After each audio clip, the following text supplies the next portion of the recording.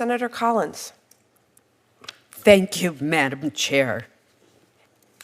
Acting Secretary Sue, in December, the Department of Labor proposed significant and controversial changes to the national apprenticeship system. Among other issues, the proposed rules would eliminate apprenticeship programs that base program completion on the mastery of skills rather than an explicit time requirement. Competency-based apprenticeship programs are a very important part of the system in Maine, particularly in the areas of healthcare, information technology, and education. In Maine, we found that competency-based programs often have a higher success rate than time-based or hybrid programs. Over the past 4 years, the percentage of apprentices that failed to complete either hybrid or time-based apprenticeship programs was almost double those of competency programs. So I don't understand why the administration made the decision to remove competency-based approaches to apprenticeships. Could you explain what the rationale was? Thank you, full committee ranking member Collins. It's good to see you. So as I think there's wide agreement here that registered apprenticeships are a proven and effective model of helping employers get the skilled and competent employees that they need, and to create opportunity for people who might not otherwise have seen themselves in jobs or be able to stop what they're doing and get the training that they need for another job. We know that the earn and learn model works for that. Since this administration has been in office, we have expanded those apprenticeship programs in numerous industries, including all of the ones that you mentioned, in healthcare, in IT, and in education. We now have teacher apprenticeships in over 30 states. And we need to continue to expand that. That's part of our budget request. I think if you're referring to our proposed rule about this, our goal is not to limit the options for expanding registered apprenticeships. It is to make sure that those programs continue to have the standards that have made them so successful overall.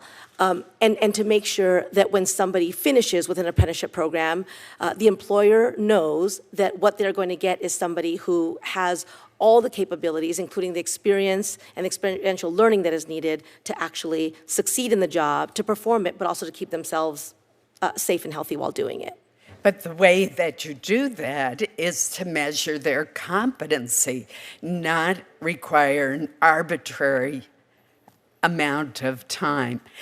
I know I have just a little time, so let me switch to a different issue. First, very quickly, I agree with the comments that Senator Shaheen made on H-2B visas. Those are absolutely critical in my state, where 10 times the state's population visits Maine.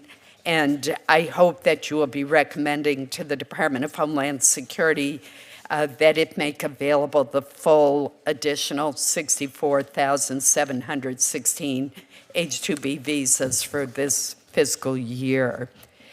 I want to switch to another issue that I'm hearing a lot about in the state of Maine from our firefighters and our first responders.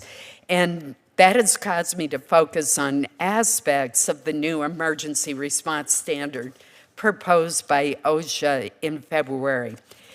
When I talk to my small rural volunteer fire departments, they have huge concerns about the compliance costs, the potential training requirements that this proposed standard would entail. And indeed, OSHA itself has estimated nationwide compliance costs could exceed $100 million per year for volunteer fire departments alone.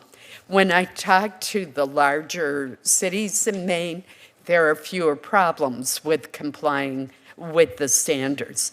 As your department finalizes this standard, will you commit to working with small, rural volunteer fire departments to ensure that we don't essentially force them to close down, which would hurt public safety rather than help it. Yes, thank you. So just going back quickly to the H-2B caps, in this administration, we have used the discretion given to the Department of Homeland Security in partnership with us to make sure that we are meeting the needs that you've mentioned within the discretion that we do have. Obviously, Congress has the ultimate authority on the cap. Yes, I will definitely commit to you that we will work with all stakeholders, but especially what you're saying, the voluntary and rural first responder forces that are so vital, both to make sure that we hear them and that we produce a standard that keeps them safe as well. Thank you.